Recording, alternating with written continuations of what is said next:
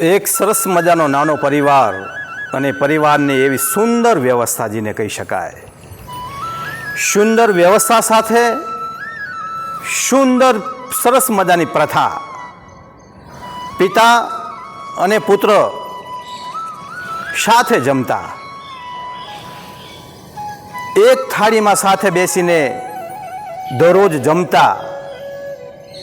ત્યારે એક દિવસનો સમય થાય છે અને સંજોગાવસાત દીકરાને પોતાના પિતા સાથે ઝઘડો થાય છે. ઝઘડો થાય છે ત્યારે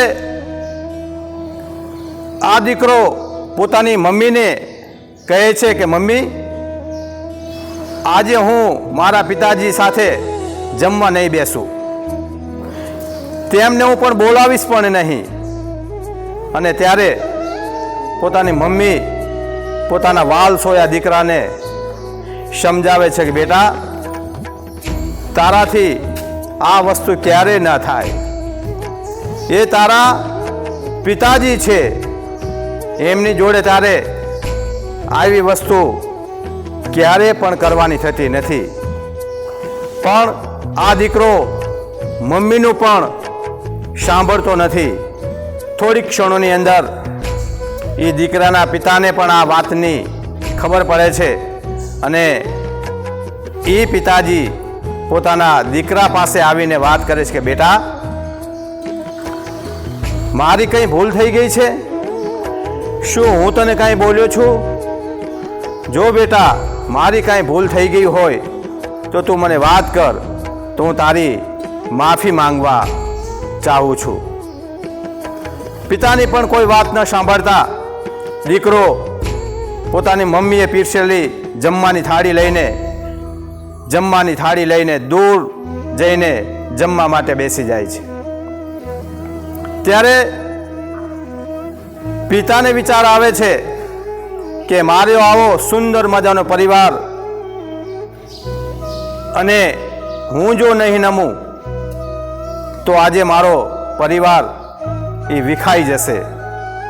ત્યારે પિતા જે ઠેકાણે પોતાનો દીકરો જમવા માટે બેઠો હતો ત્યાં આવીને પોતાના દીકરાના માથે હાથ મૂકીને વાત કરે છે કે બેટા,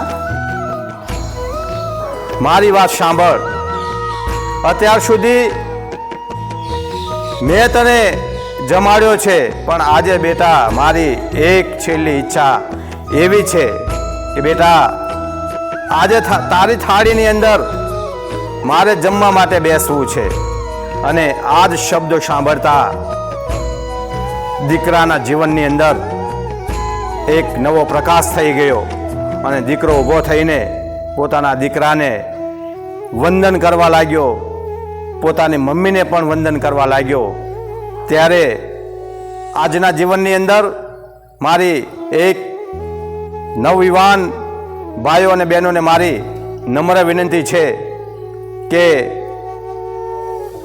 તમને જ્યારે માત પિતાએ જ્યારે જન્મ આપ્યો હોય ત્યારે માત પિતાના ઋણમાંથી આપણે ક્યારે મુક્ત ન થઈ શકીએ. માતા પિતા એ ભગવાન છે અને આપણાને સાચી દિશા જો આપનાર કોઈ પણ વ્યક્તિ હોય, કોઈ પણ મહાન વ્યક્તિ હોય, એ સાચા આપણા માતા પિતા એ સાચા ભગવાન છે. એની આપણે ગમે એટલી સેવા કરીએ તોય પણ ઓછી પડે. એટલે મારી તમામને વિનંતી છે કે માતા પિતાની સાચી ભાવનાથી સેવા કરો, માતા પિતાને વંદન કરો, તો ક્યારે પણ જીવનની અંદર આપણે બીજા કોઈને પણ પગે લાગવાનું નહીં થાય. માતા પિતા એ જ સાચા ભગવાન છે. માતા પિતાને વંદન. ધન્યવાદ.